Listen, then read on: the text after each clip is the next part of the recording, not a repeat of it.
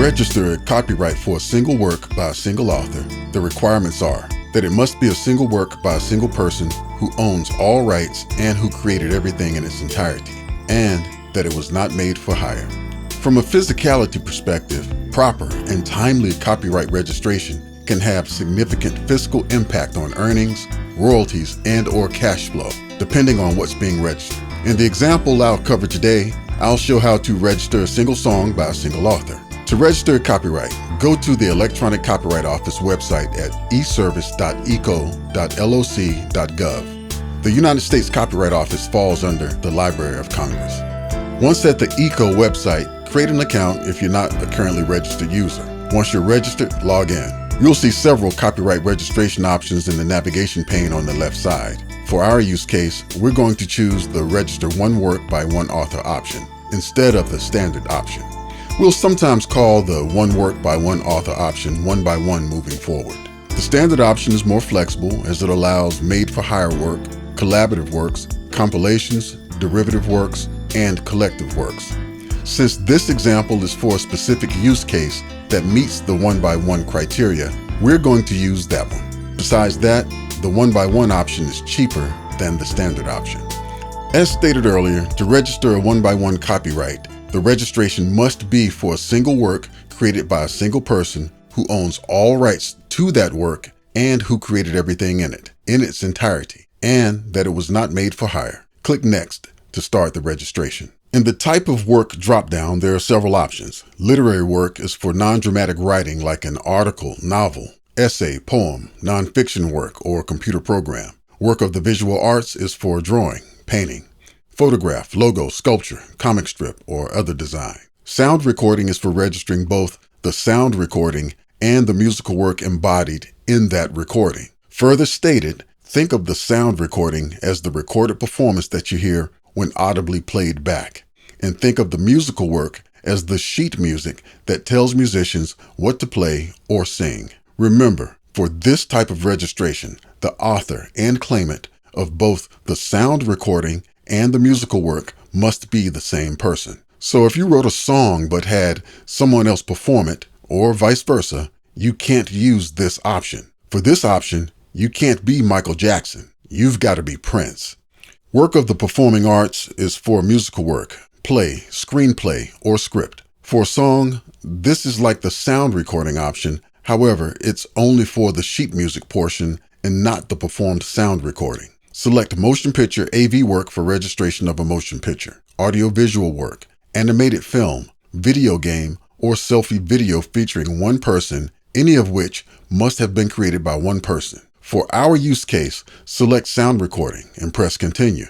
Please take note that as you move through the registration process, you have the option to save your work for later and then resume that in-process registration, picking up right where you left off. This is handy if you don't have all of the information on your first pass. And it's also handy in that it allows you to go through the entire form to see what you'll need, as well as do research on the parts that may be unclear before doing a final submission. On the title page, type in the exact title of the work and hit continue. On the year of completion page, if you select yes, indicating that the work has been previously published, the year of completion is the year that the work was finalized or considered finished. But the year of publication is when that work was offered for distribution to the public. For the example here of a single work by a single author, copyright protection will last the life of the author plus another 70 years. In other scenarios, such as anonymous works, pseudonymous works, or made-for-hire works,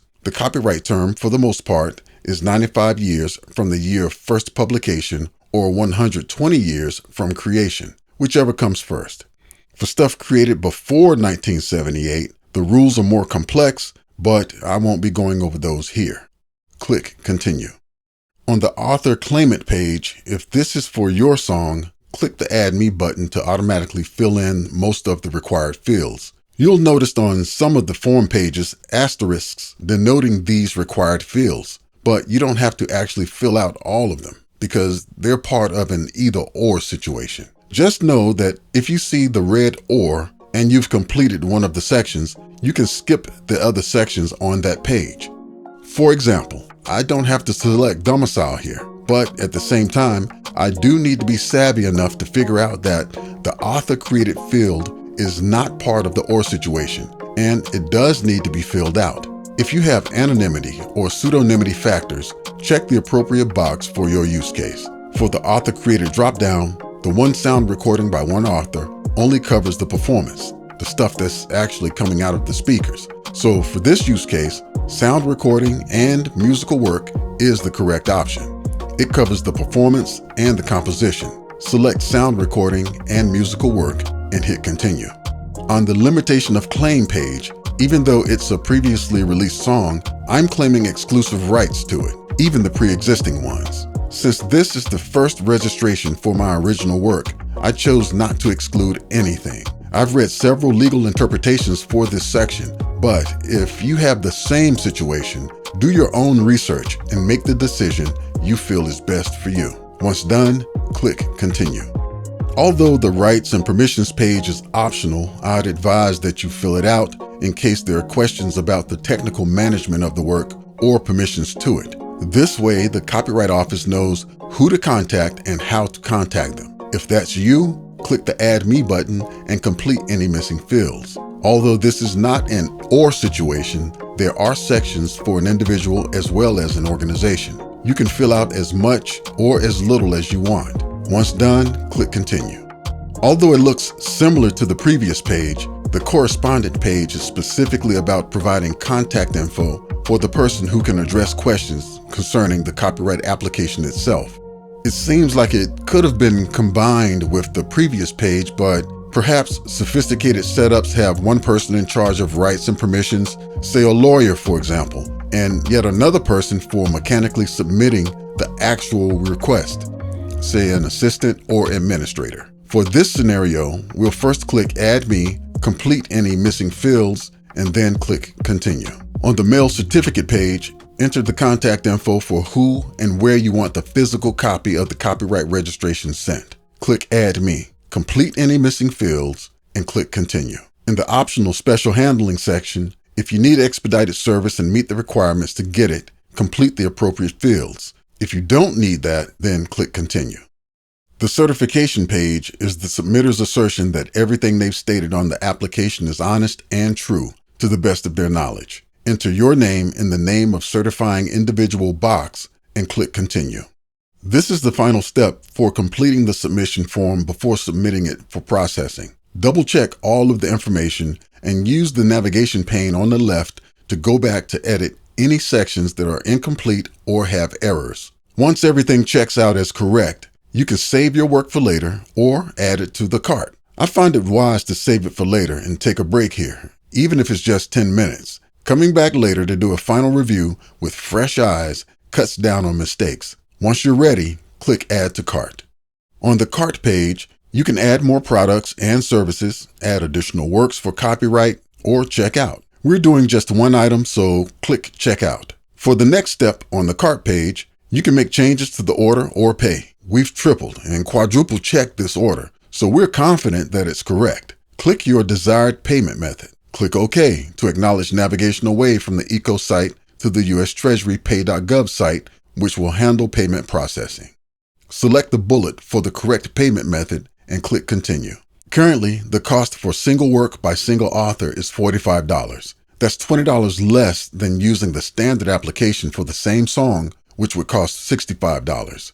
Enter payee and payment information and click Continue. Review the payment info, check the box to authorize the payment, and click Submit. With a successful payment completed, review the submission and click Continue. Review the file criteria by clicking the hyperlinks on the left side that detail the category of work, file type, and file size that can be uploaded.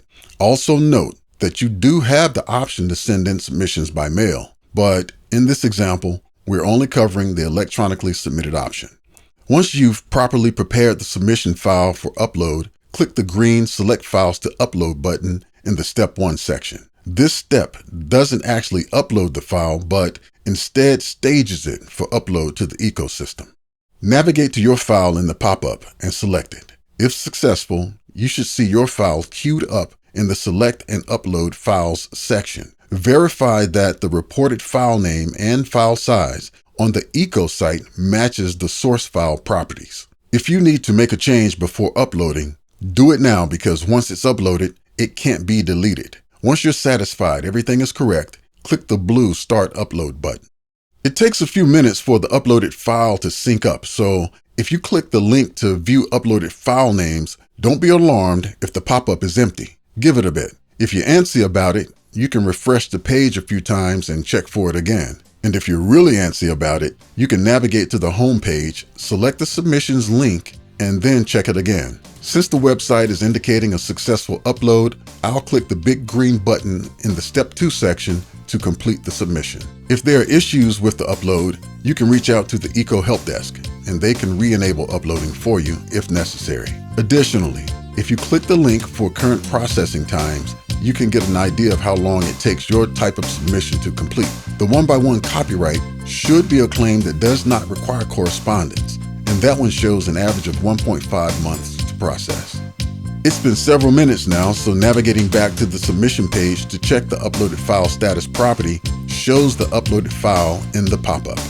From my experience, if a submission on the home page has an open or working status, clicking the link will open its current information page, but clicking the All Cases link, selecting a closed case that's been completed, does absolutely nothing. The only way I found to pull up closed registration info is to select the link to search online records under Additional Copyright Services in the bottom left and do a search using a keyword from the submission. If you know your registration number, that'll also pull it up. But for whatever reason, the Eco site doesn't show the registration number on the home page. It shows the case number, which does not work for searches. Go figure. Yeah, they don't make this one easy. It's almost like it's something that was unnecessarily and intentionally made hard to do. But that won't stop us though, because we're built for battle. Good luck on your next big hit, and thanks for watching.